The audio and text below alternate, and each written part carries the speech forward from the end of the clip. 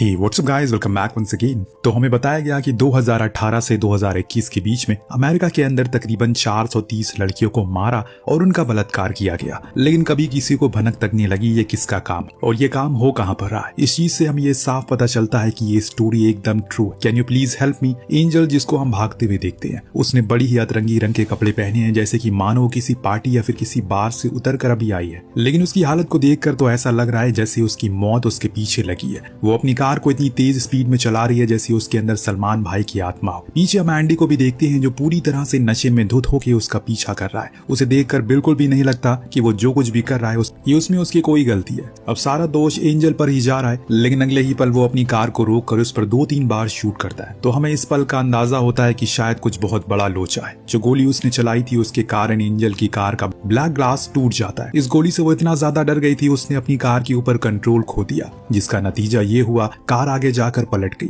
लेकिन अभी रुकिए, वो मरी नहीं है, पर हाँ एंडी तो उसे मारने के पूरे मूड में लग रहा है। उसने फिर से कार को शुरू किया, फुल स्पीड में उसकी तरफ ले जाने लगा, लेकिन अहम समय पर एंजल वहां से दूर हट गई, वरना तो वो उसके ऊपर चढ़ा देता। फिर बाद में बोलता कि कार ड्राइवर चला रहा था। बेचारी एंजल तो जैसे तैसे करके खुद की जान बचा वहां से पास वाले जंगल में भाग गई और तब तक भागती रही जब तक उसे अपने सामने एक हट नहीं दिख गया। जरूर ये किसी कैंपर का होगा, क्योंकि उसमें कुछ खाने पीने के सामान वगैरह थे, जैसे कि एक शराब की बोतल, कुछ सिगरेट और साथ में कुछ मीट के पैकेट। अगले ने सबसे पहले शराब की बोतल उठाई। दरअसल उसके कान पर एक गहरा जख्म हुआ है, जो किसने दिया ये हमें नहीं पता है। हो सकता है कि ये काम उसी बंदे का हो या हो सकता है कि कोई और हो। फिलहाल अभी वो जख्म को आगे ना बढ़ने के लिए उसके ऊपर शराब की बोतल उड़ेल देती है। इससे उसे बहुत ज्यादा दर्द से गुजरना पड़ता है, लेकिन वो इसे चुपचाप बर्दाश्त कर लेती है, क्योंकि अगर हल्की सी आवाज हुई तो मौत सामने आ जाएगी। जब उसे लगा कि अब वो दूर जा चुका है तो उसने वही सिगरेट जलाई और एक लंबा कश मारा, लेकिन कुछ ही देर में उसे समझ आया कि अगर उसने एक और कश मारा तो कैंसर से पहले वो एंडी की गोली से मारी जाएगी, क्योंकि ये धुआं उसे दूर से दिख जाएगा। और इसीलिए उसने फौरन सिगरेट बुझाई और वहां से दूसरी दिशा की ओर भागने लगी। इधर एंडी उसे अपने शिकार की तरह ढूंढ रहा था, जैसे अगर आज वो उसे नहीं मिली तो वो भूखा ही उसे सोना पड़ेगा। बड़ी देर मुशक्कत करने के बाद उसने सिगरेट के धुएं को देख लिया, लेकिन जब तक वो वहां पहुंच पाता एंजल जा चुकी थी। वो तो भागते भागते एक ऐसी जगह पर पहुंच गई जहां उसे एक घर दिखा जो बड़ा ही खूबसूरत था। फौरन उसने डोरबेल बजाई तो एक बूढ़ा कपल गेट खोला, जिनसे इसने कहा can you please help me. इतना कहकर वो बेहोश हो गई। उसकी ऐसी हालत को देखकर वो कपल उसे फौरन अंदर लेते हैं और डोर को लॉक कर देते हैं। शुरू हुआ चैप्टर 5। इस चैप्टर की शुरुआत में हम एंजल को किसी जगह पर छुपा हुआ देखते हैं। शायद ये उसी कपल का घर है जहां वो आई थी मदद के लिए, लेकिन तभी हम सुन पाते हैं कि कोई उसे बाहर से आवाज लगा रहा है, किटी किटी, कहीं ये एंडी तो नहीं आ गया। हमारा अंदाजा सही था, वो इस घर तक पहुंच चुका है और अब अंदर भी आ गया है। इस दौरान हमने उस बूढ़े कपल को देख लिया। वो दोनों ही जमीन पर गिरे पड़े हैं और ऐसा इसलिए क्योंकि एंडी ने उनका काम तमाम कर दिया है। वो तो पागलों की तरह पूरे घर में रखी हर चीज को गोली चला रहा है, जिससे उसे लग रहा है कि एंजल इसके अंदर छुपी हो सकती है, पर वो उसे ऐसे कहीं नहीं मिलती और इसीलिए वो बाहर गार्डन में आ गया। पर यहाँ उसने जब कुछ सामानों को गिरा पड़ा देखा तो समझ गया कि वो कहाँ छुपी है। दरअसल वो सामान फ्रीजर का था, यानी कि वो उसी में छुपी है। वो फौरन अंदर गया और बिना कुछ सोचे समझे 2 बार गोली चला दी, जिससे कि अंदर से जोर की चीख आने लगी। एंडी ने फौरन दरवाजा खोला और अंदर से जख्मी एंजल को बाहर निकाला। अपनी पूरी जान से वो चीख रही थी, शायद कोई उसकी मदद कर दे, लेकिन यहाँ तो मददगार भी ऊपर वाले को प्यारे हो चुके हैं। Chapter 1 mister Snuffle. आपकी इंतजार की घड़ी अब यहाँ समाप्त होती है, क्योंकि इस चैप्टर में अब हम शुरू से शुरुआत देखेंगे। असल में ये सब कुछ चल के आ रहा है। ब्लू स्टार होटल के बाहर आकर एक कार रुकी, जिसके अंदर थी एंडी और एंजल। जी हाँ, वही दोनों जो अभी खून की होली खेल रहे थे कुछ देर पहले। लेकिन यहाँ भी ये प्यार के नशे में चूर। देखने पर साफ पता चलता है कि एंडी एंजल को किसी बार में या फिर क्लब में लेकर आया है। एंजल भी अपनी मर्जी से यहाँ पर आई है। उसका पूरा मन है कि वो उसके साथ इंटीमेट हो, लेकिन वो डर रही है, इसीलिए उस एक बड़ा ही अजीब सा सवाल पूछा, क्या वो कोई सीरियल किलर तो नहीं है। एंडी ने मुस्कुराते हुए कहा कि मेरी शक्ल देखो, क्या तुम्हें लगता है कि मैं ऐसा कुछ करूंगा। इतना कहकर दोनों खूब हंसते हैं और वहीं एक किस हो जाती है इनके बीच, जिसके बाद ये होटल रूम में गए और वहाँ इंटीमेट होने लगे। यहाँ चीज थोड़ी अजीब होती है, जिसे पहली नजर में तो देखकर कुछ भी समझ नहीं आता। धीरे धीरे चीजें समझ में आना शुरू हो गई है। पहले जब ये दोनों इंटीमेट हुए तो एंडी काफी रफ बिहेव करता है, जिससे कि उसे काफी पेन होता है, लेकिन वो रुकने को नहीं कहती। जब कहानी खत्म हुई तो उसने उससे कहा कि क्या वो एक बार ये कर सकते हैं। जब एंडी ने हाँ बोला तो वो उसे मना करने लगी, लेकिन एंडी का मन था तो वो उसे गुस्से में टॉर्चर करने लगता है, यहाँ तक कि वो उसके साथ हाथ पांव भी बांध देता है। बड़ी ही गंदी गंदी गालियां भी देता है, जिससे एंजल रोने लगती है। पर हम यहाँ एंडी के चेहरे पर साफ देख पाते हैं कि वो कितना पत्थर दिल किस्म का इंसान है। इतने में अचानक से एंजल ने बोल दिया, मास्टर स्निफल। ये सुनते ही एंडी रुक गया। दरअसल ये इनका एक कोड वर्ड है जो खुद एंडी ने ही बनाया था, क्योंकि ये सब उसकी एक फेटिश थी, यानी कि ख्वाहिश।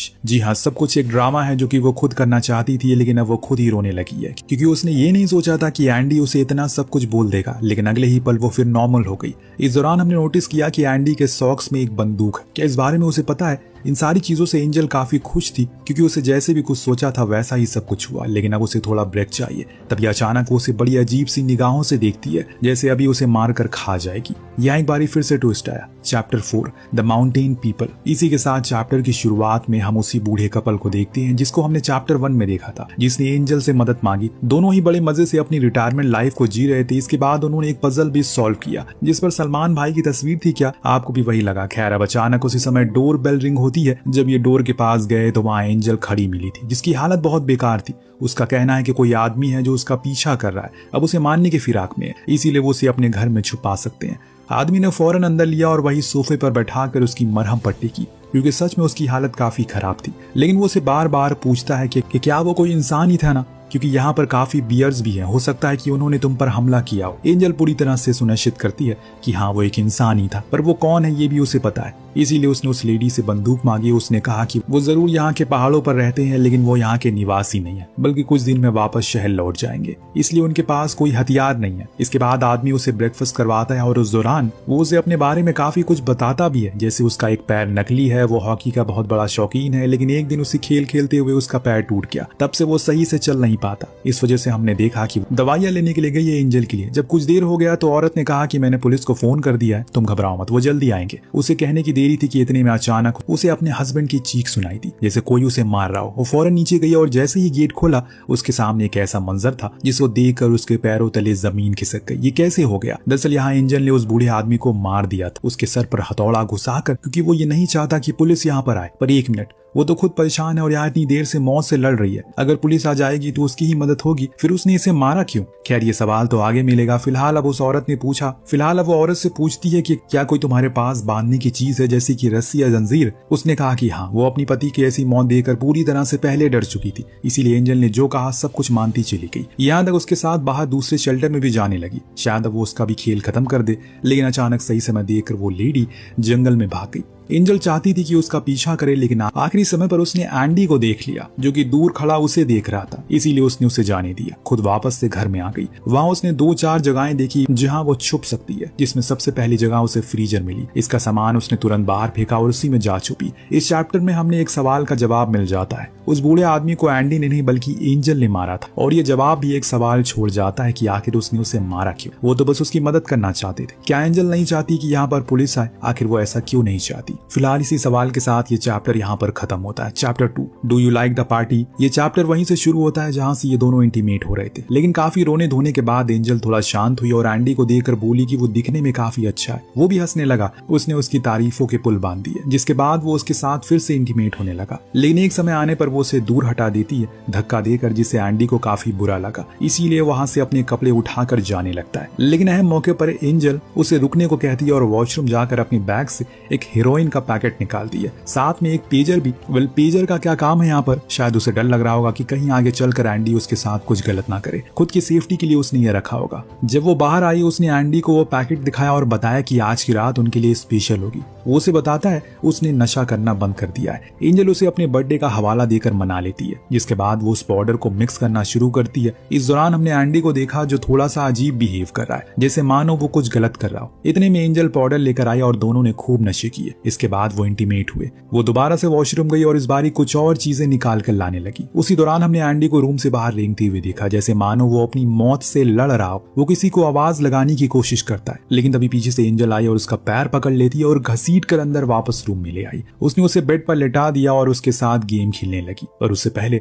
उसे भी वही बात बोली जो हर कोई आदमी किसी गलत काम करने से पहले बोलता है, मेरा ये करने का बिल्कुल भी मन नहीं था, लेकिन तुमने मुझे उकसाया। इतना कहकर उसके मुंह पर उसने अंदर पाउडर भर दिया और दोबारा से उसे चिपकने लगी। उसने म्यूजिक पूरा लाउड कर दिया क्योंकि अब वो जो करने जा रही है वो काफी भयानक था। उसने एंडी की छाती पर एल लिख दिया, वो भी जिंदा हालत में। इसमें उसका काफी खून भी बह गया और दर्द भी हुआ। जब वो थक गई तो दोबारा से वॉशरूम गई क्योंकि अब उसका यहाँ से जाने का प्लान था, पर उससे पहले वो एंडी के पैसे, कार्ड सब कुछ ले जाएगी अपने साथ। पर ये क्या हो गया उसके साथ? जब उसने एंडी का पर्स खोला तो उसमें उसे पुलिस का बैच दिखा। यहाँ उसके साथ खेला हो गया है। उस बैच को देखकर वो बहुत ज्यादा गुस्से में आ गई, इतना कि बाहर जाकर उसे जाकर और ज्यादा तड़पाना शुरू कर दिया। उसके जख्म खुरुदने लगी। अब वो उसे जान से मारने की भी कोशिश करती है, लेकिन सही समय पर एंडी अपने मोजों में छुपाई बंदूक को बाहर निकाला। जितना कुछ भी उसे हो पाया उसने वो किया। वो उस पर अंधाधुंध फायर करता और एक गोली तो उसके कान में जाकर लगी, जिससे वो वहां से बाहर भाग गई। अभी तक जो कुछ भी हुआ उसे आपको इतना जरूर पता लग गया होगा कि पर्दे में दिखने वाली चीजें कभी सच नहीं होती, बल्कि पर्दे के पीछे क्या चल रहा है वो सच होता है। हम जिसे सीरियल किलर समझ रहे थे वो तो एक पुलिस वाला निकला।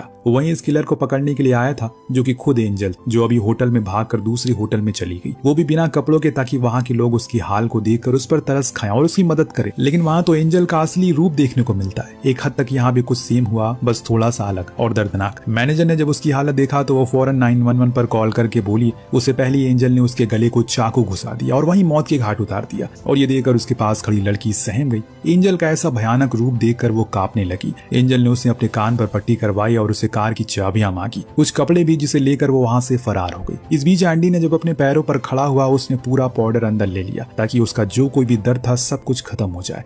अब उसे असली काम शुरू करना है। यहाँ वो चेजिंग सीन आता है जो शुरू होता है चैप्टर 6 हु इज गिलमोर। तो अब वही कहानी आती है जहां हम देखते हैं कि आखिरकार एंडी ने उस फ्रीजर में उसे पकड़ लिया, जिसके बाद वो उसके हाथों को उसी फ्रीजर के डोर से बंद कर देता है ताकि वो वहां से भाग ना सके। इसके बाद वो अपने साथी पीट को कॉल करके यहाँ पर बुलाता है। अब जब वो वापस आया तो देखा कि एंजल को होश आ गया। वो वहीं बैठी उसे पूछ रही है कि आखिर उसने इसे जिंदा क्यों रखा है, वो उसे मार क्यों नहीं देता। एंडी बोला क्योंकि मुझे प्रमोशन चाहिए। वो ये सबको साबित करना चाहता है जो कोई नहीं कर पाया, उसने वो करके दिखाया। धीरे धीरे करके एंजल अपने आंसू गिराने लगती है, उसके सामने प्यार का झांसा करती है। ये बोलती है कि उसे तो बदले में सिर्फ मौत ही चाहिए, क्योंकि औरतों को वही नसीब होता है। एंडी भी उसकी बातों से थोड़ा बहुत कमजोर होने लगता है। ये देखकर उसने सही मौके पर उसकी आंखों पर स्प्रे किया। इससे हुआ ये कि उसे मौका मिल गया उस पर हमला करने का, और सही मौका देखकर वो बाहर आकर उसे गर्दन की मांस को बाहर खींचकर निकाल लेती है। इसे एक झटके में उसका इतना खून निकल गया कि वो वहीं गिर पड़ा किसी अधमरी लाश की तरह। और यहाँ एंजल को और मौका मिल गया खुद को निर्दोष दिखाने का। उसने इस मौके को जाने नहीं दिया। सबसे पहले तो उसे खींचकर उसके जेब से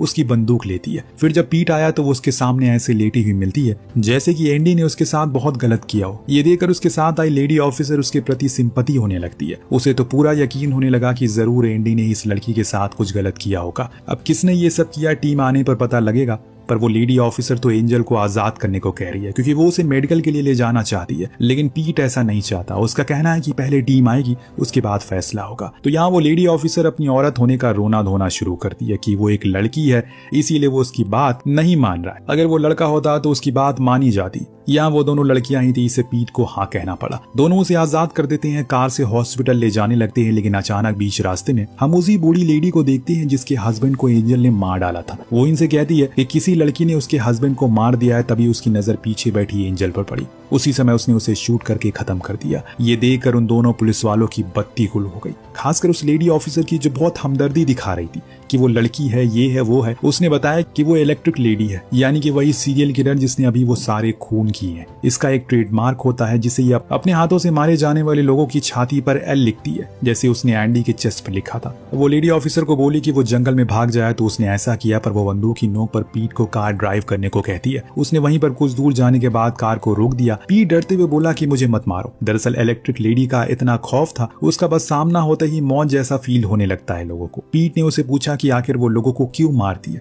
उसने जवाब में कहा कि कभी कभी उसे लोगों के अंदर उनकी असली परछाई दिख जाती है जो वो छुपाते हैं, और ऐसे लोगों को वो खत्म कर देती है। तभी हमें एक गोली की आवाज आई। पीट का भी खेल खत्म। बाहर आकर उसने एक सिगरेट जलाई, फिर वही बेबसी का खेल खेला जिसे एक लेडी ने उसे लिफ्ट दी। यहाँ भी उसने वही नीच हरकत की और अपनी बंदूक निकाली और उस लेडी को मारने के लिए उसकी तरफ की। लेकिन उससे पहले उस लेडी ने उसे शूट कर दिया, जो देखकर वो खुद शॉक में हो गई कि आखिर ये कैसे हो गया। वो इस बारी पीछे कैसे रह गई। उसने तो उम्मीद ही नहीं की थी कि ऐसा कुछ हो जाएगा। इसी सहमेपन में वो धीरे धीरे करके अपना दम तोड़ती है और मारी जाती है, क्योंकि हर बार वो खेल नहीं जीत सकती। कभी कभी उसे हारना पड़ेगा, और इस खेल में हारने का अंजाम मौत होता है। वेल, आपको कहानी कैसी लगी हमें कमेंट करके जरूर बताएगा। मिलते हैं अगली वीडियो में। Thank you so much watching. Piece.